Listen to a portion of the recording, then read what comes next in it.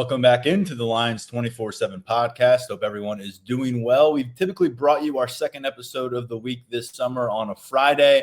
This Friday is the 4th of July. Hope you all have great plans and get to enjoy some time with your loved ones. So we're getting this to you a day ahead of time because we have plans on Friday, and we also figure a lot of you have some traveling to do, and maybe this podcast can help on the road along the way or on that flight to wherever your destination is for this holiday weekend.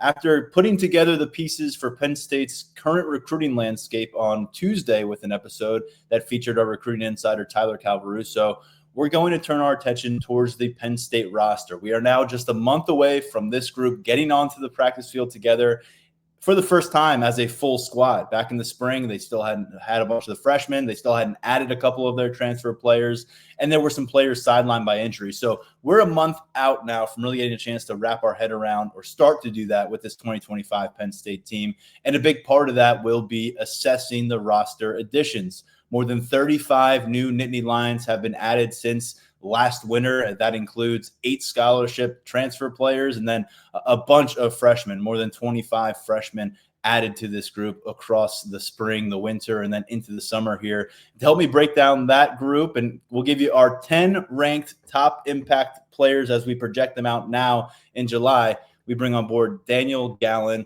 colleague at Lions247.com. Daniel, good to get you back on board. This is an exercise we did last year as well. We're going to bring it back to the podcast again this July. And again, with 35 plus new additions, we've got a lot of guys to work our way through. We're going to focus on 10, but it's a fun exercise and it's a challenging one. And ultimately, it's one that is guaranteed to make us look silly in some ways come September, October, into November and December. Definitely. There's a lot of names on here that, we might expecting to be contribute this fall and won't, and a lot that probably aren't even on our radar that will end up popping up on the field this fall. So this was this offseason, it's nice to do these exercises that really force you to have that familiarity with the roster where it's kind of like, it's not like you're studying, but you're not sitting down to actually study. It's I guess more of a fun way to go about it. So I think by the time we get to the end of July, some more of these exercises, I think we'll have hopefully have a good handle going into August. And then once practices start, that'll blow everything up for us.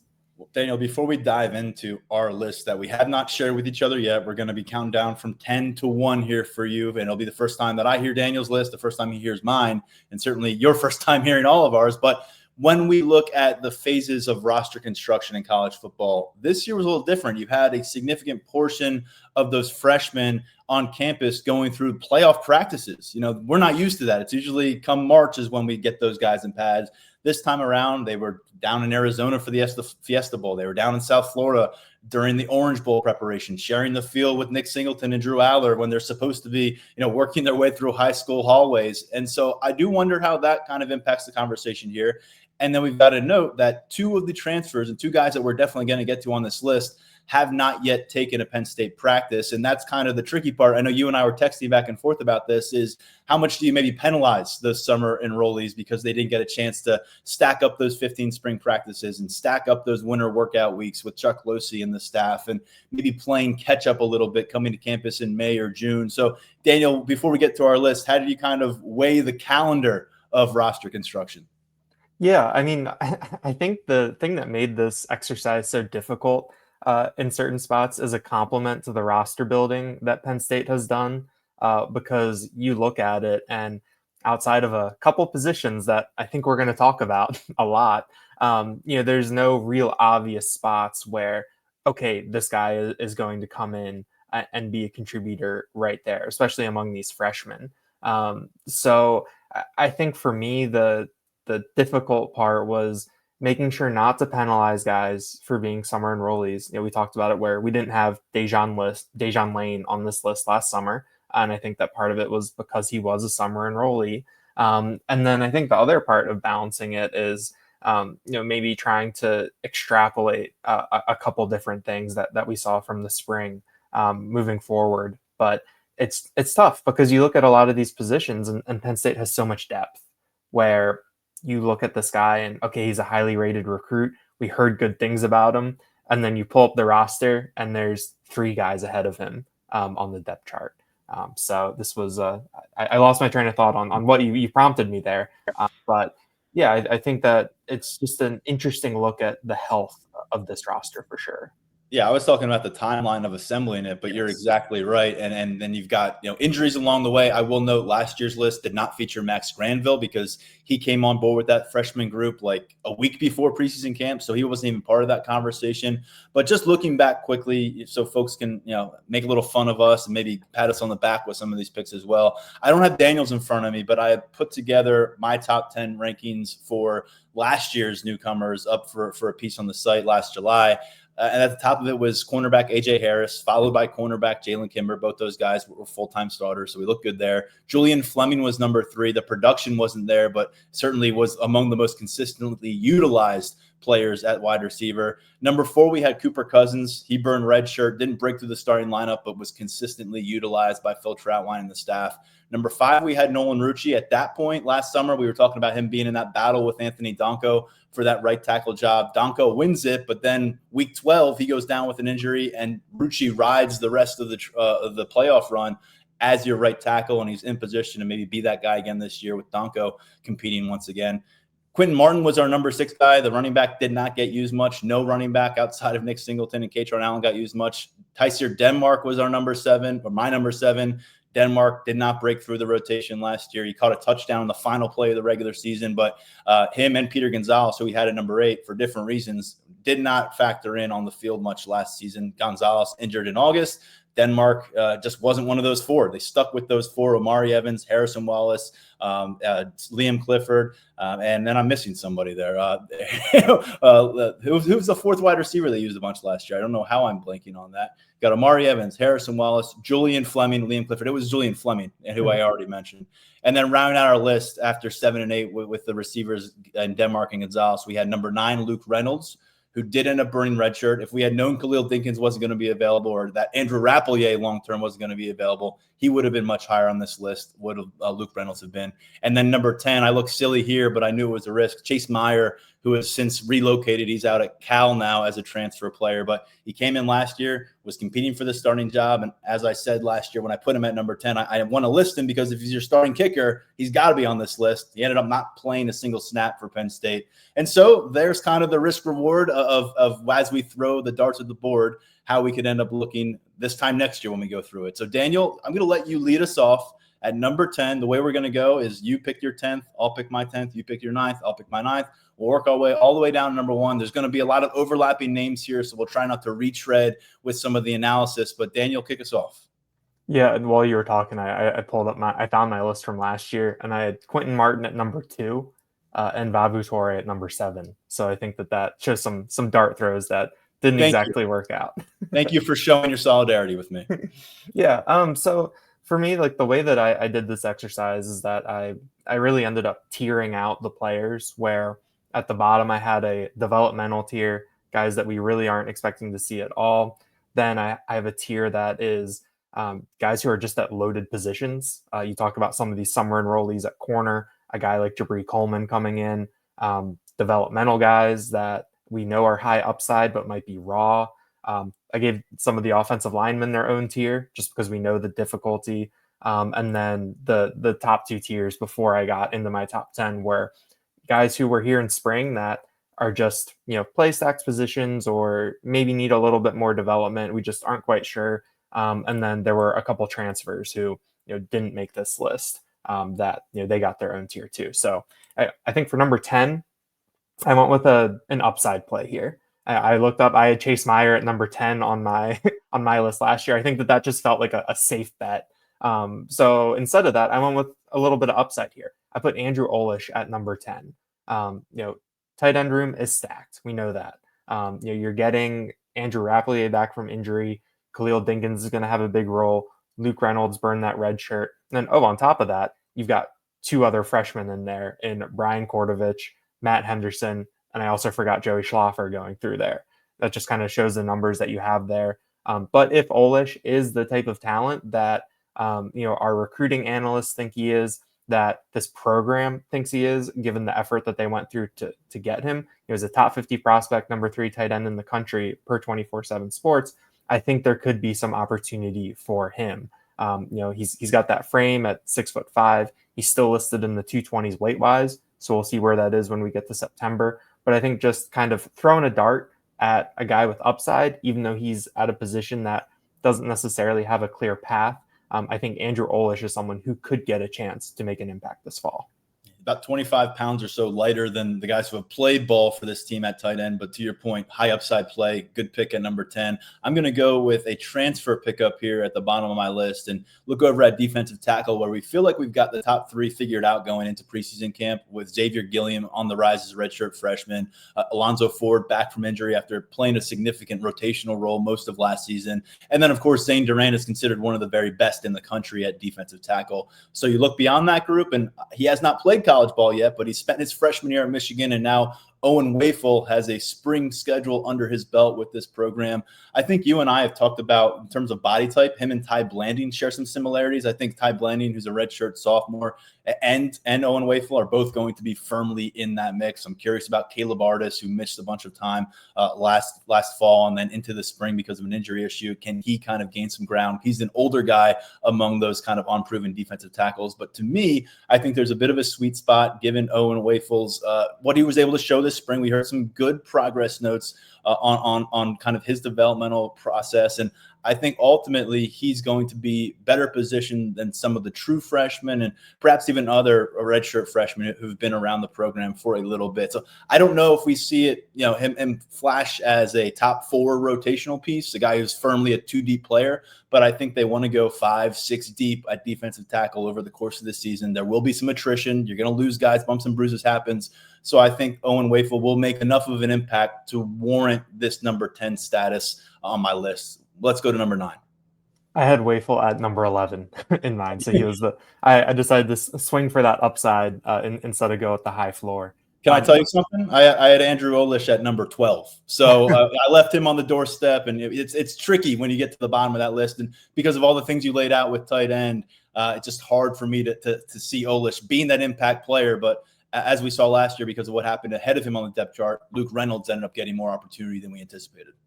Yeah, for me at number 9, this is another little bit of an upside pick in terms of a young player with a crowded depth chart in front of him. I think for me, it took until the top 8 before I could really find realistic paths to playing time for every single player, and playing time that might be beyond being like the 4th or 5th guy in.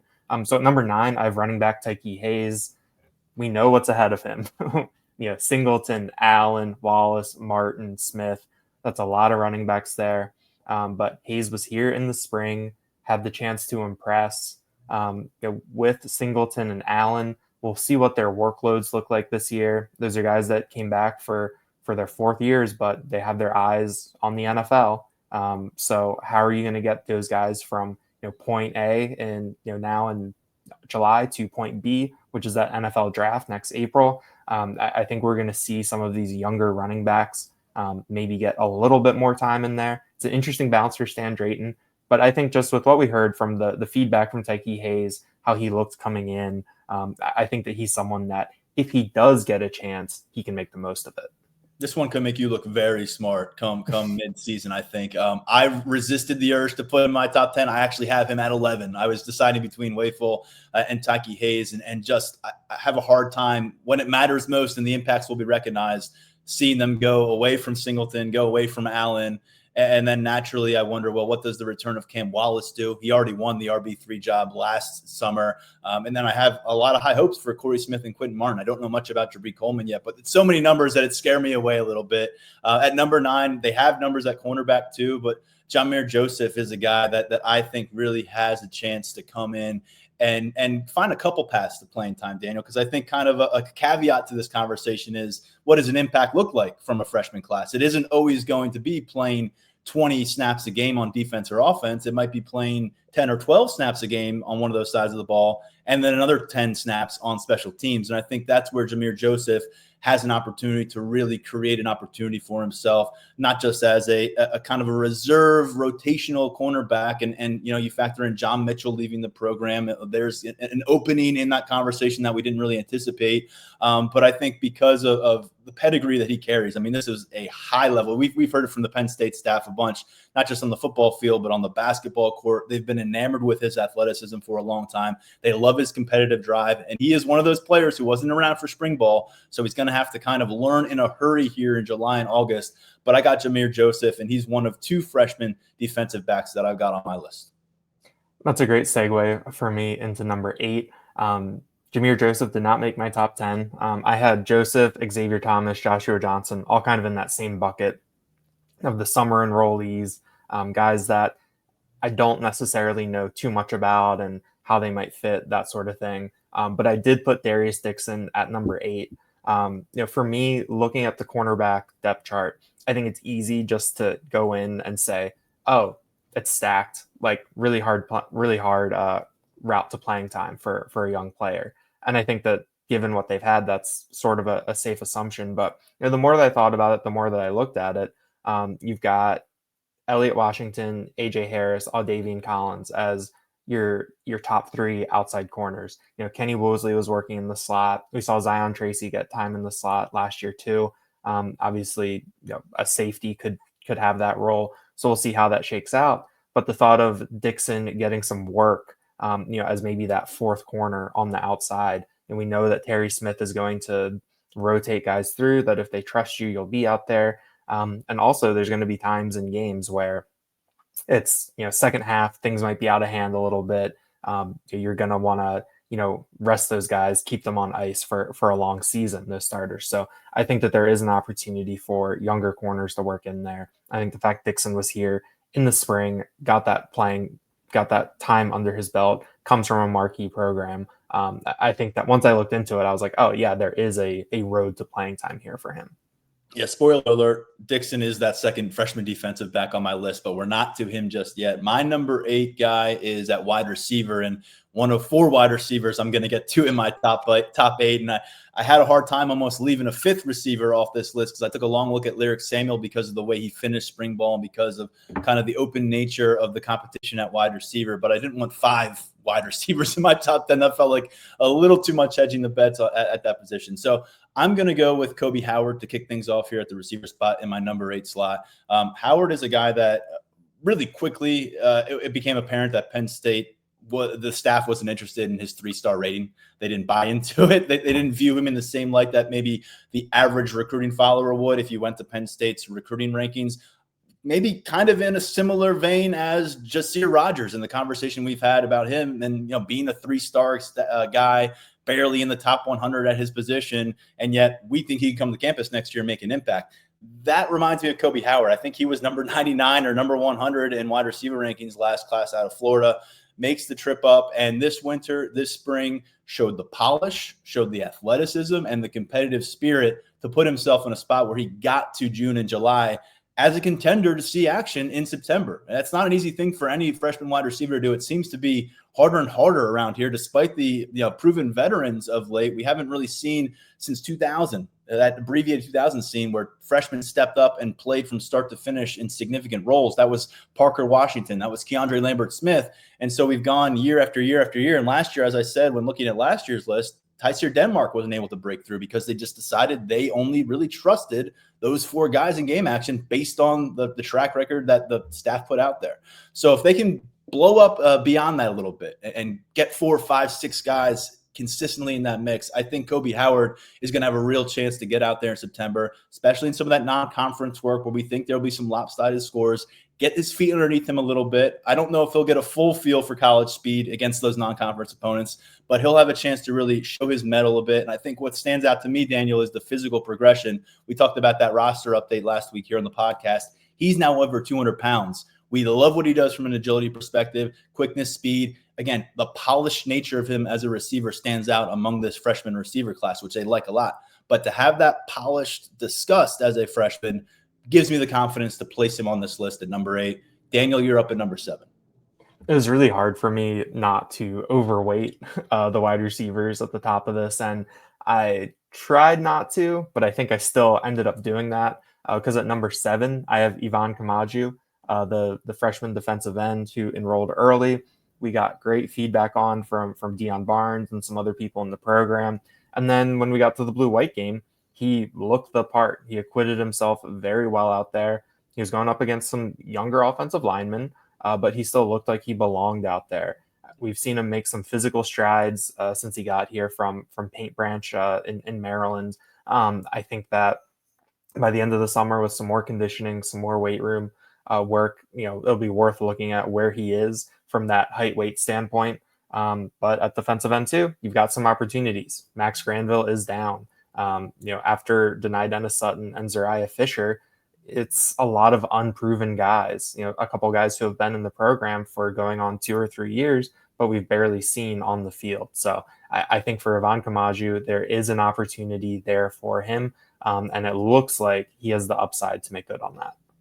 Daniel, we did it. We are locked in here at number 7. Ivan Kamaju is my pick as well. I'm with you that the spring feedback was great. What we got to see for ourselves was excellent as well. He has the size to compete right now, which is sometimes a concern for more slender freshman defensive ends. And this is a guy that, going back to last signing day and really leading up to last signing day during the 2025 cycle, people within the building were telling you that this is another guy where his rating nationally and the industry average didn't mesh how they viewed. I know they're going to hear that about a lot of guys in the class, that they're higher on than the industry average, but he was one in particular. Him and running back Tyke Hayes were two that really seemed much more valued within the Lash building than perhaps on the outside looking in. And he's validated that. And there's 4 freshman edge rushers that Deion Barnes is going to be taking a long look at. He's got redshirt freshmen too, and Malachi Williams and Jalen Harvey. So there's a cluster of young, unproven talent. I think right now, I like Jalen Harvey. I like his opportunity there too. But when we're talking about guys that can really get into the rotational mix by the time they get into the Oregon game, which is going to be, you want to be all systems go by then, I think Ivan Kamaju has a chance to really make the cut. When Deion Barnes goes from playing, 14, 15 defensive linemen to maybe 10 or 12 defensive linemen over the course of a game, can Ivan Kamaju put himself in a spot to be one of them? I think he can. And if he does and runs with it, he may be higher than this number 7 slot. I think a lot of his role is going to depend on what you get out of Zariah Fisher, who I have a feature story up on Thursday up at Lions247.com. A lot of optimism about the 6th-year player to step up and bring a new level of his game. But, Daniel, when you've got a guy who missed 2 of the last 3 seasons because of injuries, you've got to be aware of what's underneath him. And Ivan Kamaju is kind of waiting in the wings right now. And it's not a long rise for him to crack through and all of a sudden become a necessary component of this defensive line plan. Definitely. I thought about bumping Kamaju up to number 6 when I was doing this exercise, but sort of like I talked about earlier in terms of offensive linemen, any of these trench positions for a true freshman coming in, even if they're here in the spring, it does give me a little bit of pause to put that kind of expectations on. So at number 6, I have Kobe Howard. Everything that you said about him and what his upside is, what his potential is, I second that. I echo it. You do have a lot of guys coming back, so there is going to be a lot of competition there for him to get onto the field. But I think that going into this year, it really felt like that everyone was operating from the same blank slate level. And given the feedback that we got on him, how he's transformed his body, how he looked in the blue-white game, I think Howard is in a very nice position to maybe finally be that freshman that we say, like, okay, we could see him on the field in certain situations, kind of like we did with Tysier Denmark last year, or what we thought going into the year. Maybe we actually see that from Howard this fall. So is it safe to say then that you've got 4 wide receivers in your top 6? It is. All right. I thought that might be the case. I got 4 in the top 8. You got 4 in the top 6. So that reset in that room is obviously the storyline of Penn State roster movement this offseason. We'll get to those other names in a moment. But with my number 6, I'm going back to a name that you mentioned, Darius Dixon. I pointed to him back in December as the guy that I thought was most game ready among this class. And so I think I better stand by that statement and say that I think he's going to be involved in a lot of games. And in fact, he is my highest rated freshman on this list at number 6. With Darius Dixon, it's not just what we've seen and heard so far in spring ball. It's the background that we're well aware of. He didn't just play one specific position at Mater Dei, which is one of the perennial powerhouses in Southern California. He spent his career playing all over that defensive backfield. I think they love his IQ. And they knew he was not going to shy away from a veteran cornerback room. They knew that when he made the cross-country commitment, when he followed through by signing, and when he showed up on campus in January and got to meet, Davian Collins, Elliott Washington, and A.J. Harris. And so we're not quite sure how it shakes out beyond those top three. I already mentioned Jameer Joseph's another freshman I think could make some moves here. I like Kenny Wosley a lot as a redshirt freshman, but I think ultimately Darius Dixon is going to do what a lot of freshman cornerbacks have done in Terry Smith's room. They're going to prove to be too valuable in special teams coverage, too valuable in some spot snaps at defensive and the defensive backfield. And Terry Smith's going to say, go get them, burn your red shirt, and help us win games. And so I think Darius Dixon, again, tops my list of freshmen. And now we're into the top half of our list with your fifth. Yeah, so from here on out for me, it's all transfers. I think you said you're in the same boat. And I went with a wide receiver, no surprise, Kyron Hudson. I think that when you look at the wide receiver newcomers, Hudson is the highest floor of them, I think, given his experience, what he did at USC, the type of wide receiver he is. I think he's going to be very valuable. But just from kind of like a number standpoint, when you have all these new wide receivers, I've got 4 in my top 6. There's only your impact gets a little, I think, limited in this exercise. So I have him at number 5. I think that he could develop into a nice safety valve for Drew Aller, someone who can make those contested catches. Maybe that helps Drew Aller be a little bit more willing to throw into a tight window or throw a 50-50 ball if the situation calls for it. So I think that Hudson, who knows what kind of numbers he'll put up, but I think that he can maybe add some stability, add some experience, add some size to this group. My number 5, another transfer. Like I said, it's all transfers now. He wasn't on the 2024 roster, but he was on the 2023 roster. Former top 100 overall recruit King Mack, who was a freshman on Penn State's 2023 squad, played a lot on special teams, didn't play a ton on defense, but did enough to burn his red shirt here in Happy Valley, stuck around through last spring ball, and then boom, hit the transfer portal, spent last year with Alabama. And you kind of, assess what happened for him in Tuscaloosa. His path there doesn't look all that different than what he did on the field in 2023. It was, not consistent defensive work. It was consistent special teams work. And so all of a sudden you get this boomerang back, and King Mack, who has, by all accounts, fit right back into the culture of this Penn State squad. There's a reason they welcomed him back with open arms. And so where is he physically? We just aren't quite sure, because during the spring he was wearing like a cast on his wrist and his thumb, and that meant we didn't get a chance to really watch him out there competing all the way through Beaver Stadium in the blue-white game. But I know that going back to his earliest days on campus, the things that coaches were raving about him still apply to this kid. He is one of the fastest players in college football, and certainly one of the fastest on this team. And he is an absolute monster when it comes to competitive nature. I think if you added 2 inches to him, he would have been a 5-star. I think there's a lot of chips on this kid's shoulder because he is a little bit of a smaller stature. He was one of the fastest players in the state of Florida on the track and field circuit. He was one of the most productive players across the field, special teams, defense, offense, what have you, for St. Thomas Aquinas down in South Florida, winning multiple state championships. And yet here he is with the ties of former top 100 prospect halfway through his college career. And I think we don't have a full feel of what he's going to be for this Penn State defense. Dejan Lane has put himself in a position to start next to Zakee Wheatley. He was around all spring. He played a bunch last year because of some injuries above him. But I think King Mack can also contribute in the slot. He can contribute at safety. He can certainly do some things on special teams. And so I think I'm not convinced he's going to start 15, 16, 17 games for Penn State this year, but I'm convinced that what he'll do on special teams, the role he'll ultimately settle into, whether it's in the slot, playing back deep, or some kind of combination of both, makes him enough a utility piece for this Penn State squad that I'll put him at number 5. I had King Mack at number 4. This was a late flip for me. Right before we started recording, I flipped him and Hudson, mostly to add some variety to the top of my rankings, but also because I do think that there's a high upside. There's a real path to playing time and an impact for King Mack. When we've talked to people about who is going to be that 5th defensive back, King Mack's name came up a lot through the spring, especially from older players leaving the program. And I think that part of it too is just that personality that he has, is that Anthony Poindexter, Zachy Wheatley, they're so complimentary of him coming back and what he's brought that he hasn't missed a beat. He really adds something to this team from a chemistry and intangible standpoint. And so I think that over the course of a long season, I think having personalities like that can be a big benefit for you. Obviously, like you said, we didn't get the chance to see him in the spring, which I think was a bit of a bummer for us, given our expectations for him having a pretty limited exposure to him in 2023.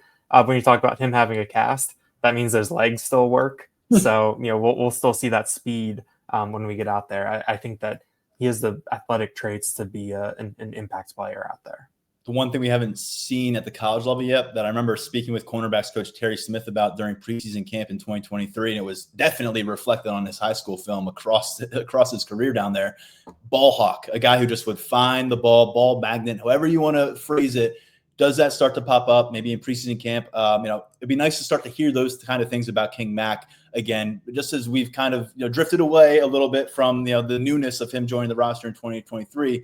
Kind of hitting the reset button here, but it's a shorter window of opportunity with just 2 years of eligibility left. So there's a lot on King Mack there, and I'll go to my number 4 after yours, Amari Campbell. I've got him a top all defensive players on my list, making the move after spring ball from North Carolina. Really kind of a perplexing situation for the Tar Heels because he's a guy that they had kind of put out front and center on a couple occasions with a new coaching staff as kind of being one of the faces of their team. And yet he ends up exploring options, lands with Penn State. He's got a bit of a history with some people on this team, like Tony Rojas down at Virginia.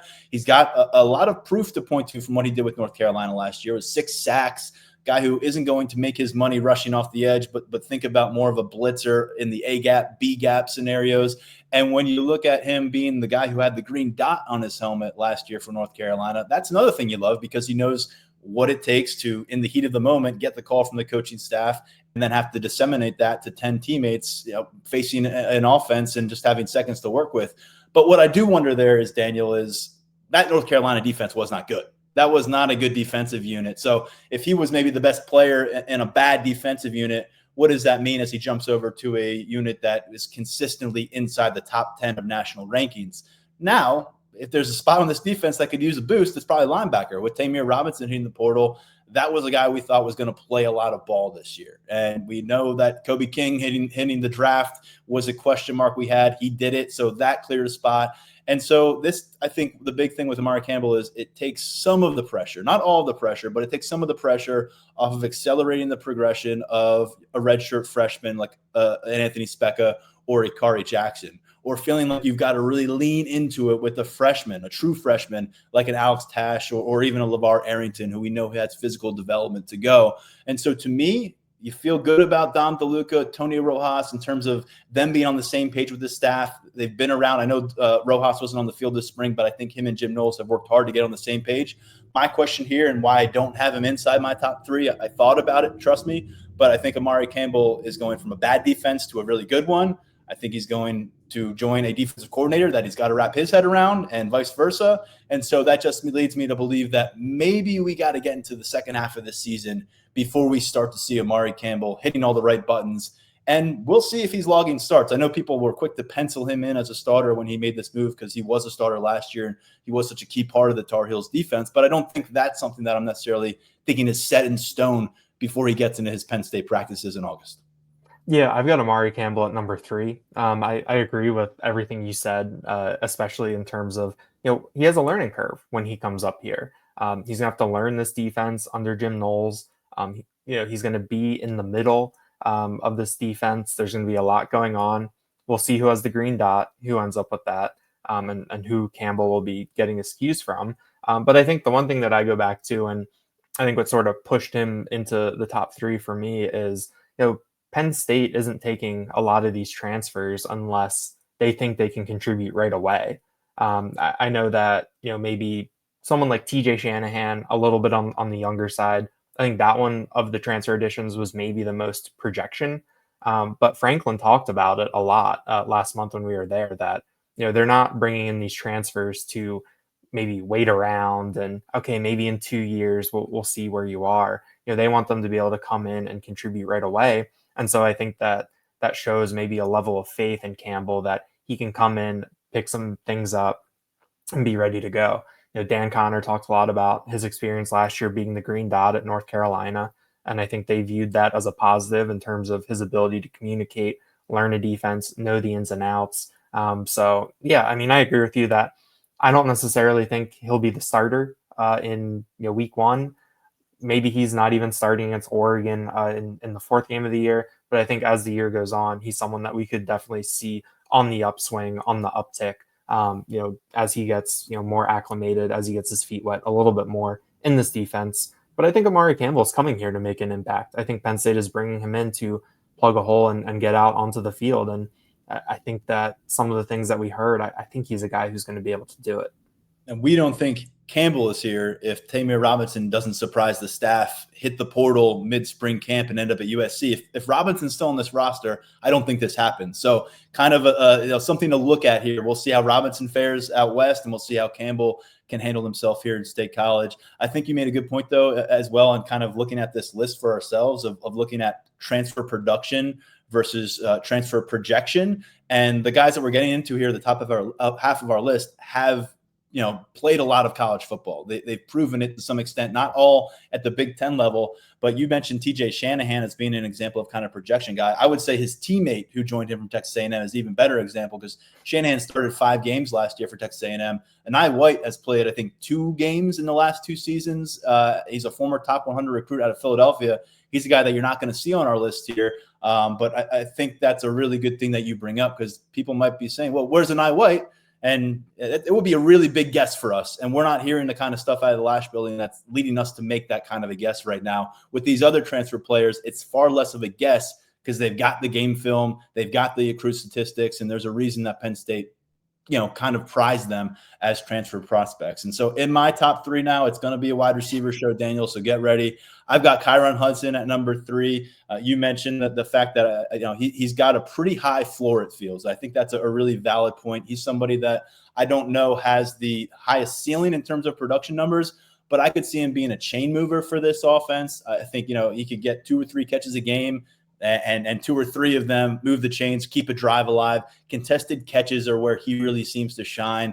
That was something that was evident with USC when he got his chances, and I think that's been clear so far in the practice field. Drew Aller feeling pretty comfortable about his ability to put the ball near Kyron Hudson, and Hudson can find a way to get that. I believe Hudson was the most targeted player by Drew Aller during the Blue-White game in Beaver Stadium. So buy into that what you will. The rapport has been developing, but he did play at USC for a few years. He played quite a bit of football there, and that's a pass attack that did have some really nice moments, and we never really saw him have a major uptick in statistical production. His best season was this past year, and in 2024, he was right around 450 receiving yards. So I think that kind of encouraged me to put him 3 on the list of the transfer wide receivers. I know you have him 3rd among those receivers too. What do you have, at 5 overall? But that's kind of why I got Ross and Pena ahead of him, because they've done a bit more with the ball in their hands, or a lot more with the ball in their hands at this level than Hudson has. But you love his background. Another guy who's out of that Mater Day program in Southern California, former blue chip. He was a team captain with USC. He has captain traits here for this team. And so I think the impact for him among this wide receiver group could be felt off the field more than it is on the field comparatively when you talk about Pena and Ross. Yeah, I agree with all that with Hudson. I think that over the course of the year, he might be the steadiest of the wide receivers that we're talking about. For me, at number 2, I have Devontae Ross, the Troy transfer. I did think a little bit about putting him at 1 because I think that there's some real upside there with the amount of production that he was able to show that he can do at Troy. And also, he's done a lot as a punt returner. He had a big game against Iowa, with the ball in his hands, both on offense and special teams. So I think that that's a little bit of a boost too. But I still have him at number 2 because there is that leap up from the Sun Belt to the Big Ten. We've seen Penn State try with some mid-major wide receivers in the past with some mixed results. On one hand, you got a Mitchell Tinsley. On the other hand, you got a Dante Cephas. And I think Ross is probably more Tinsley than Cephas. But that's one of those things where you don't really know for sure until you get into the heat of it. So I have Ross at number 2. I think he's going to play a big role in this offense, probably a big role on special teams. And I think that he's someone that is going to be able to do some exciting things with the ball in his hands. I also gave Devontae Ross a very long look to be my number one guy, and so long, in fact, that I did make him my number one guy on my list. So I'm going to go to Trevor Pena now, who is number 2. And there's a few things here when I look at Ross and Pena. Ross was the focal point for opposing defenses last year when they were game planning for Troy. That included Iowa, and he still made them pay on a consistent basis. 1,000-yard receiver, top 20 nationally in total yards from scrimmage per game. We know what he did as a punt returner, all Sun Belt Conference in that regard. Took one to the house at Iowa, as you referenced. In that Iowa game, catching 2 touchdowns, going for 100 yards, big plays, also the punt return for a touchdown. That opened a lot of eyes in the transfer portal when he got his name in there. And Penn State really didn't hesitate because of what he had already done on the road in a Big Ten environment. And so with that under his belt, that's great. Pena put together great stats too. He's 1,000-yard or almost 1,000-yard receiver himself. I think he was maybe 50 yards shy of that, 80+ catches. But he was not the focal point, in my opinion. He was a piece in a really strong passing machine for Syracuse. They were the number 1 pass offense in America because of the kind of investment they had in that phase of their offense. And thus they had a lot of really pretty numbers across that offense. And Trevor Pena was a major beneficiary. He got the job done. He had a breakout season. But I think when I mesh those two things, Pena being a guy who was kind of, when the tide rises, all boats go up with it. That's kind of the Syracuse offense. When I look at what happened at Troy last year, there's not a lot of power conference level talent around him on that field.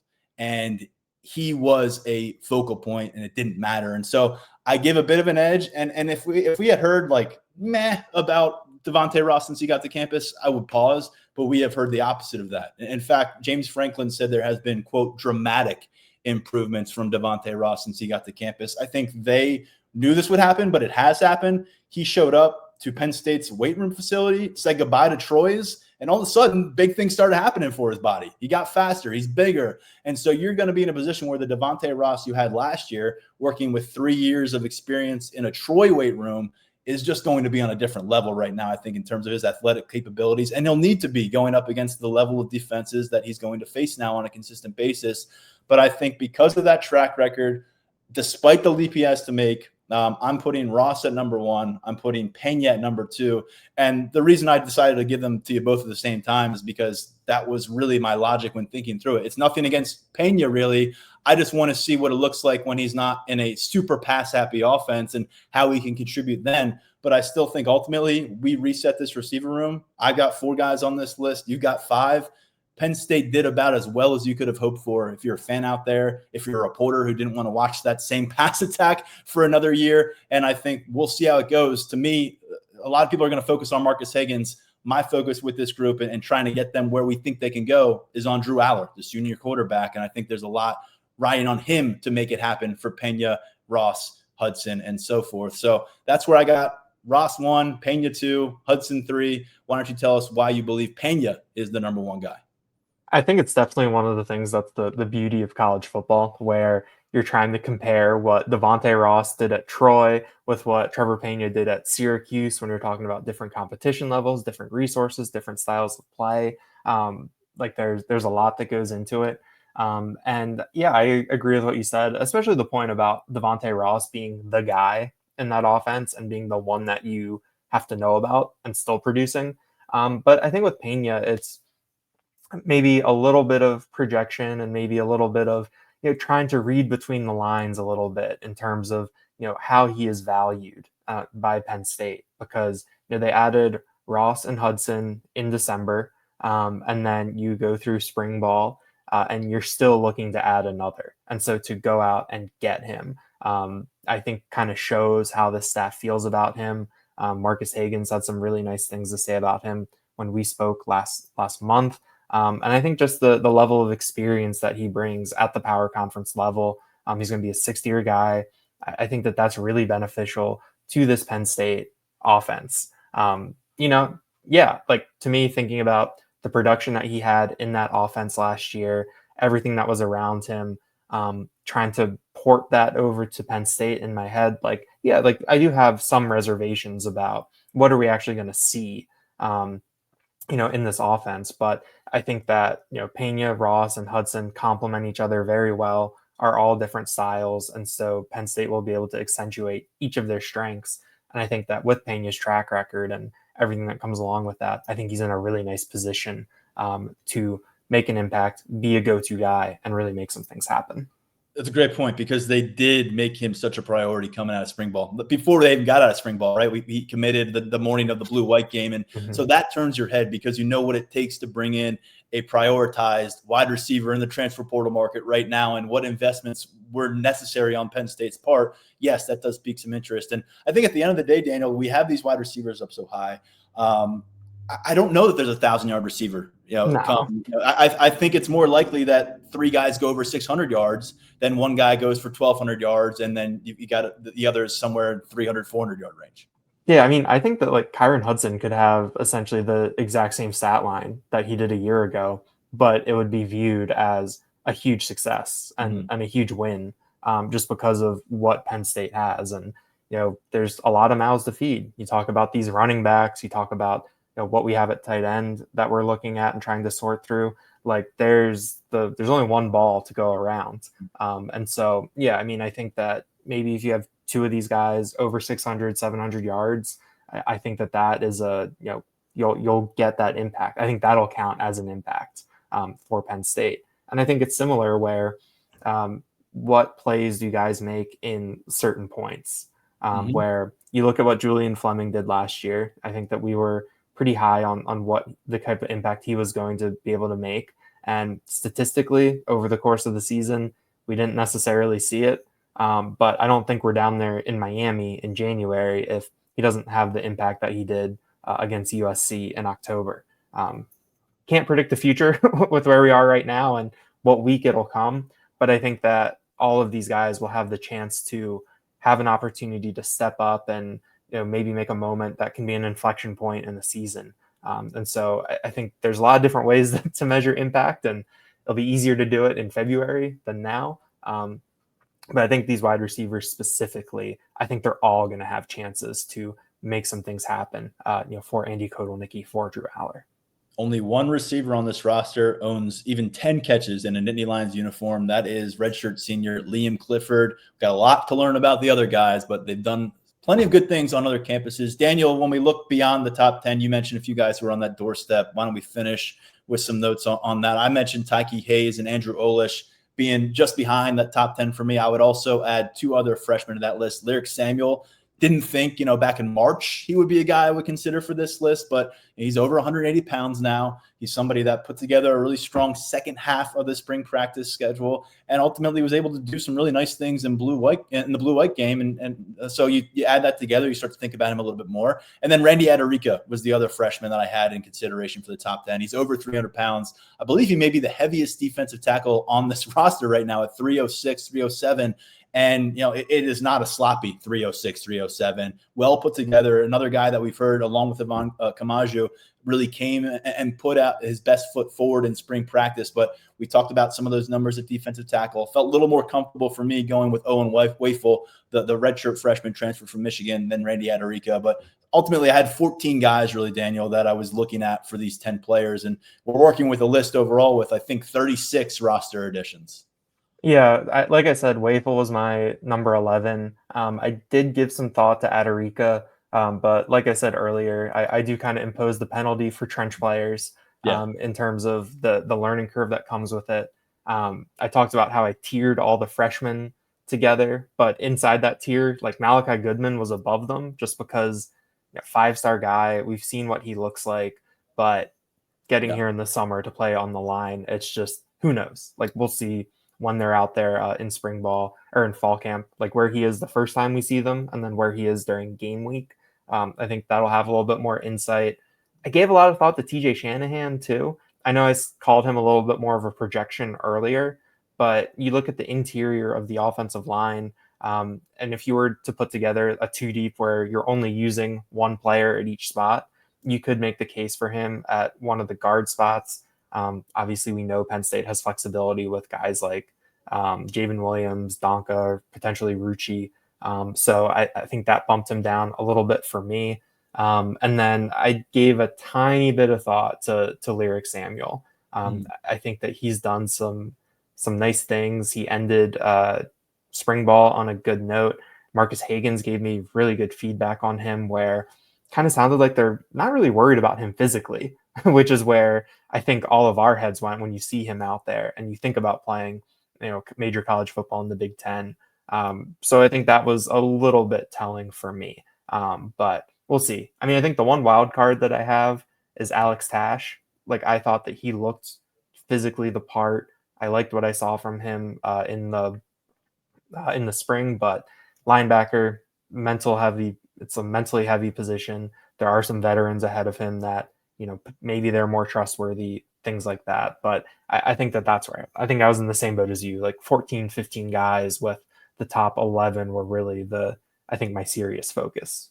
And we'll see who proves us wrong, who proves us right in the months ahead. We'll circle back on this eventually and take a look again. But we hope you enjoyed listening to this. It's kind of been a big picture week for the podcast. On Tuesday with Tyler Calvaruso, we kind of reset the recruiting landscape for Penn State going into July, how the classes come together so far, who the top targets are. Definitely check that one out. And then today, of course, drop in what we think about the newest members of this Penn State roster. We're going to be very important for this national championship push that is intended here in Happy Valley. Daniel, I hope you have a great 4th of July. In fact, I know you will because you're coming to my house for it. Anything else to add before we say goodbye to the folks here on Lions247 Podcast? No, I hope everyone has a good holiday weekend, and that if we can accompany you on any road trips, that the rest of your family in the car appreciates it. And I hope everyone has a great 4th of July. Be safe out there and eat some hot dogs. That's right. We're back with a couple more episodes next week. We'll have some fun. There are some commitment announcements coming up this weekend. 2 of them, in fact, on Saturday involving Penn State. So check out Lions247.com for previews and ultimately feedback from those announcements. We'll see if Penn State's class gets a little bit bigger. We'll talk about it next week. On behalf of Daniel Gowan and everyone else at Lions247.com, I'm Tyler Donahue, stepping aside for now. Thanks as always for listening or watching the Lions247 Podcast.